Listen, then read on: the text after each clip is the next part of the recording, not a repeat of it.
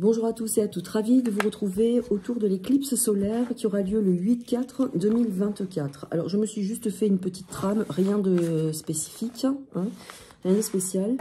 Je tente de répondre aussi avec les cartes avec divination des temps anciens. J'approcherai aussi le Béline pour avoir peut-être autre chose. On va voir, on le verra ensemble. Tout d'abord... oui, je voudrais vous parler de cette éclipse à ma façon, avec tout ce que l'on peut retrouver également dans les oracles, mais aussi dans la symbolique du chiffre, des lettres, etc.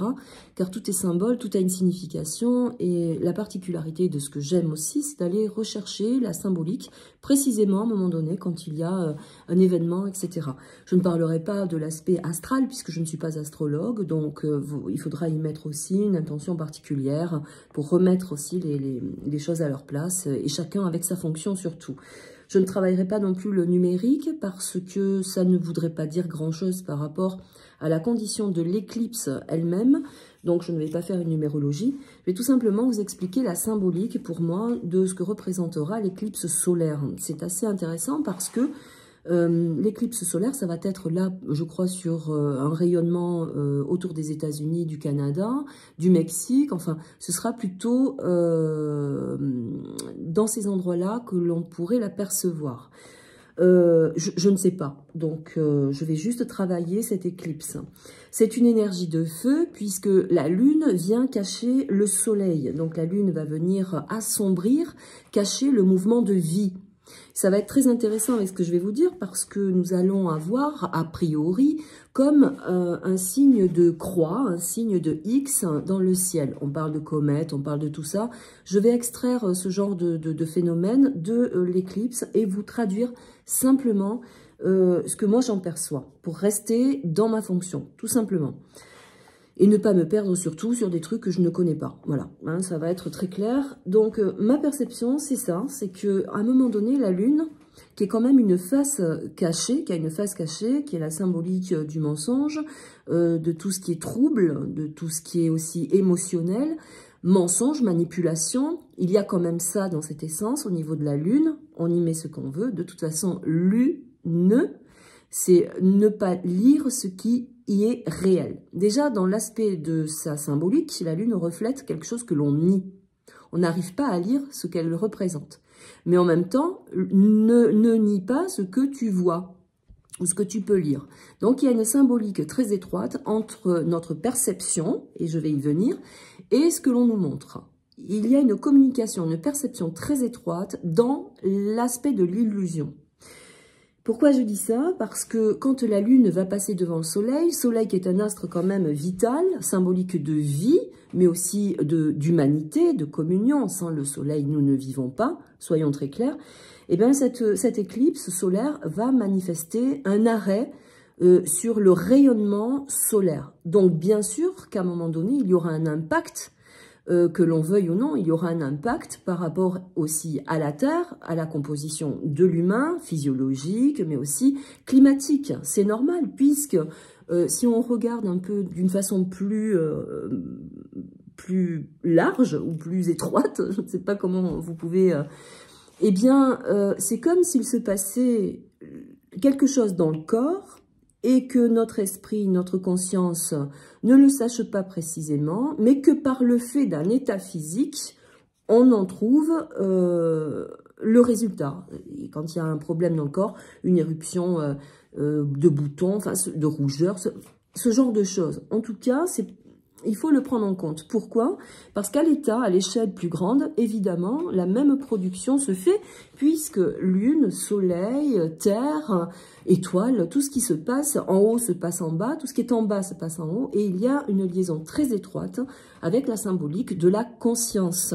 Tout est conscience, tout est vie. Et tout vit, tout bouge. Il y a un flux, il y a une mutation. Alors, l'éclipse du 8/4/2024 va correspondre donc au 8/4/8 pour moi, qui va nous donner un chiffre 8, 8, 16, 17, 18, 19, 20, 2, chiffre 2, dualité. Mais c'est aussi dans l'assemblage du 2, l'association, la spiritualité et la matière.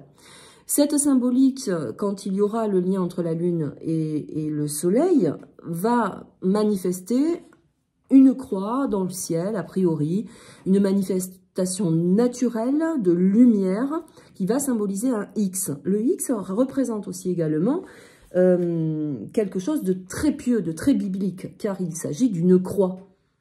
Mais c'est aussi avec le 8, avec la notion des deux astres qui se rencontrent, la réflexion de ce que l'on ne voit pas et de ce que l'on voit. C'est le sombre, c'est le soleil. Soyons d'accord, c'est le jour et la nuit.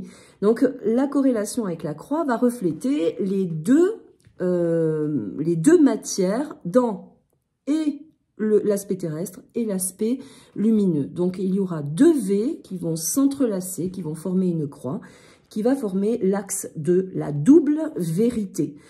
Ce qui veut dire qu'il y aura une énorme concentration de prise de conscience par cette noirceur, par le fait de cacher le soleil.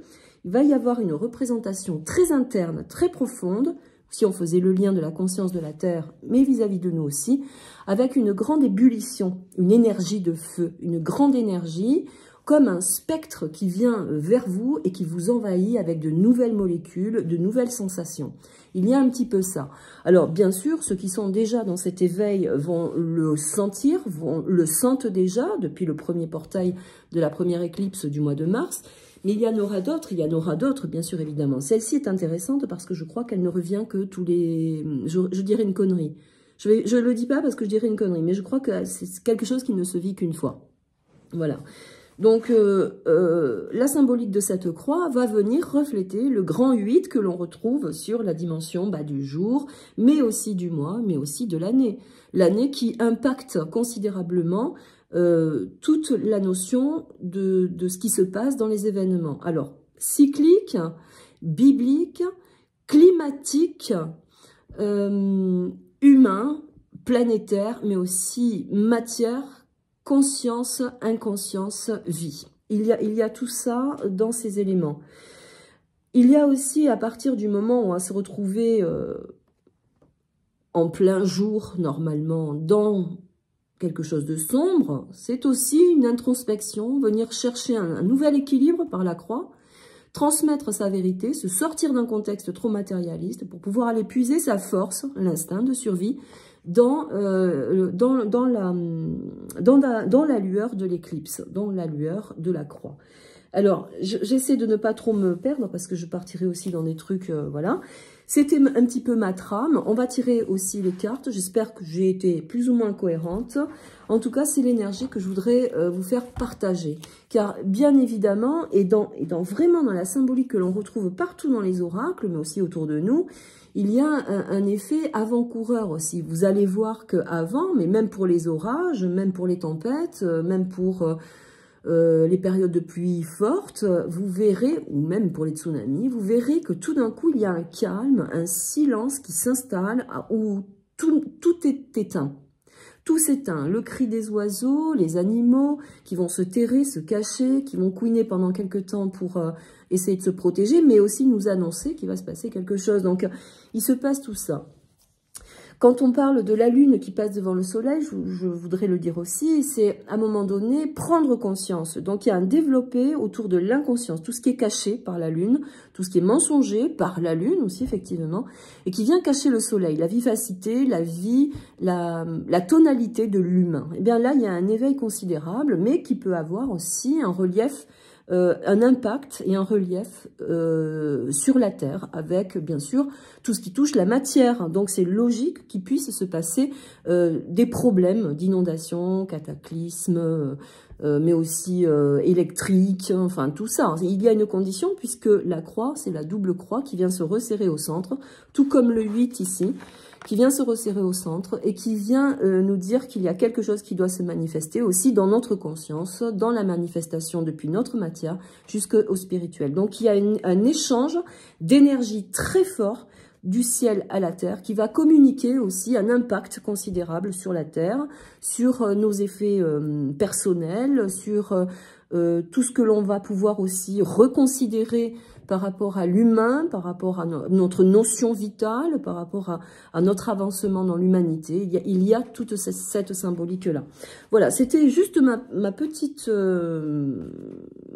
vision ce n'est que la mienne, évidemment. Je tire les cartes maintenant autour de cette éclipse. Je vous remercie.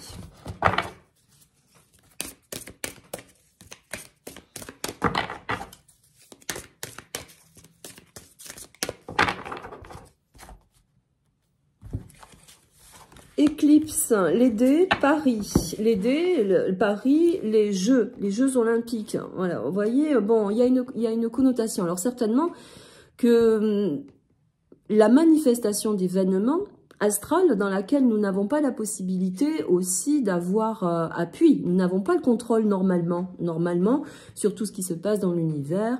Aussi au niveau des astres, des aspects galactiques, enfin tout ce qui concerne le rayonnement extérieur à la Terre. Donc normalement, nous n'avons pas cette possibilité de contrôle. Là, on parle quand même 2D. C'est aussi le jeu, l'aspect de l'illusion. N'oublions pas la Lune. Donc on pourrait parler aussi également des Jeux olympiques. Alors je vais me calmer parce que je m'emballe, j'ai tellement d'informations que je vais me reprendre, excusez-moi. Donc certainement qu'il y aura un lien très étroit avec Paris même aussi, depuis la perspective de l'éclipse. Il peut y avoir aussi un effet d'optique, d'illusion, pour nous amener à d'autres stratégies, d'autres jeux, d'autres manipulations avec le dé. Là, on correspond dans l'oracle avec la lumière, l'illusion, la notion de Paris, les jeux, on pourrait parler des Jeux olympiques.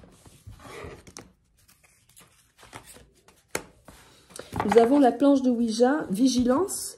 Je voudrais le dire aussi également, et il y a une connotation très forte entre l'éclipse, les éclipses, mais aussi la notion de travailler, quand on travaille les énergies, pour ceux qui sont dans le mal, évidemment, et qui veulent travailler avec les énergies. Il est fort probable que pendant cette période d'éclipse, où la Lune vient cacher la vie, eh bien, on s'en serve pour faire des rituels, de la magie, ou pour une manipulation très forte, et pour attirer à soi vraiment des énergies beaucoup plus, on va dire, spectrales. Voilà.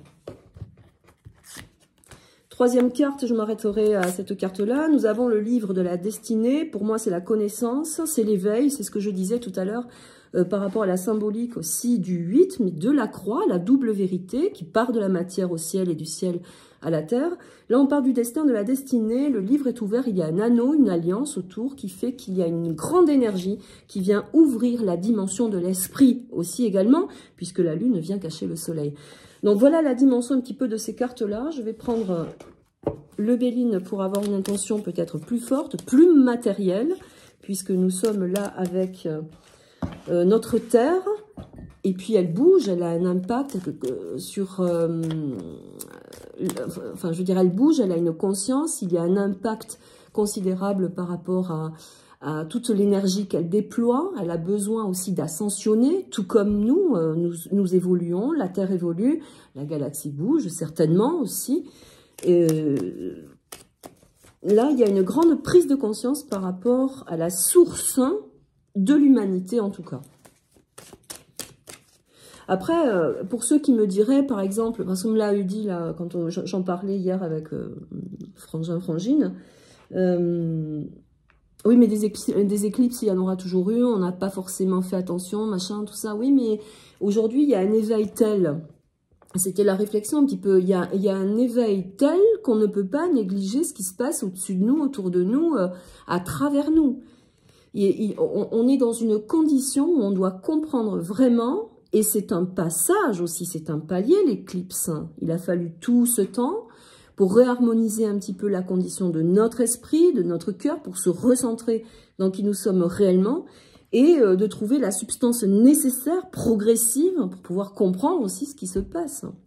Il y a une dimension tellement grande, il y a une manipulation tellement grande. C'est beau de jouer avec les énergies, c'est toujours très beau, mais à condition que ce soit fait dans le respect, dans l'humilité, dans la conscience vraiment que nous n'avons toujours pas la maîtrise dessus.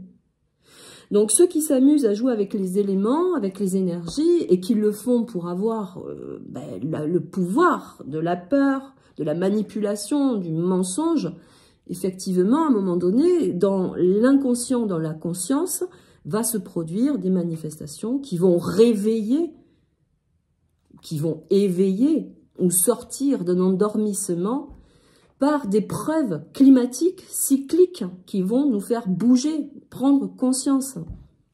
Voilà.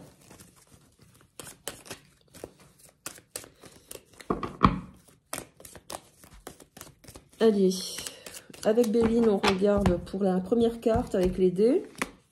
Évolution. Donc, pour moi, si on parle de dés de manipulation, il y a une grande partie, une grande partie humaine, une grande partie de la conscience en tout cas, parce que là, on parle quand même d'un niveau supérieur, avec le soleil en plus. Il y aura une amplitude, une effervescence, certainement aussi, une condition qui va faire bouger les populations.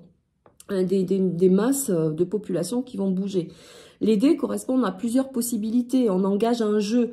Il y a une stratégie qui est évolutive. Donc, certainement que, oui, un passage d'énergie qui va un petit peu faire bouger tout ça pour une condition beaucoup plus humaine. Nous aurons la paix avec la planche de Ouija, vigilance, paix. Vigilance, paix, c'est attention de ne pas dépasser nos capacités, notre fonction. C'est-à-dire qu'à un moment donné, il faut aussi garder sa place, ne pas aller au-delà. Car le retour de bâton est toujours très largement rendu. Nous avons la nativité avec le livre. Quand on parle, alors là moi je voudrais faire le reflet avec le 8, qui est la condition quand même de l'humain, de l'univers, de tout ce qui se passe au-dessus de nos têtes, par rapport à l'humain, mais aussi de la croix, car là, il y a une évidence très claire, c'est qu'on va rentrer dans une progression nouvelle, avec de nouveaux engagements, une nouvelle façon de naître, de renaître. Le destin, c'est aussi la vie. C'est faire attention, protéger sa vie par rapport à la condition de notre connaissance, de tout ce qui s'est passé jusqu'à présent, tout ce qu'on nous a caché, puisque l'éclipse, vous voyez. Donc là, il y a une sensation très forte dans les énergies, je n'ai pas envie de dire transcendance, mais presque, mais il y a une fréquence énergétique qui va venir vraiment toucher la condition planétaire. Allez, j'en mets une dernière, ce sera la dernière. Changement, vous voyez, changement, lune, soleil, grand changement, grand mouvement.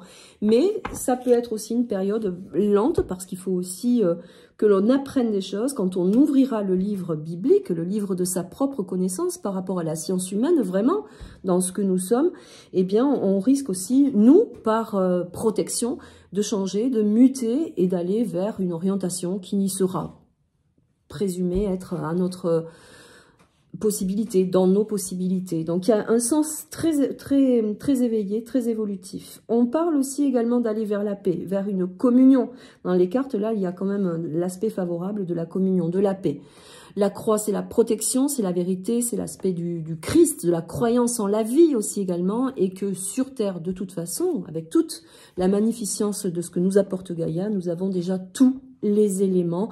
À nous aussi de regarder dans la bonne direction, de s'éveiller par rapport à nos sens vibratoires, à nos fréquences, et de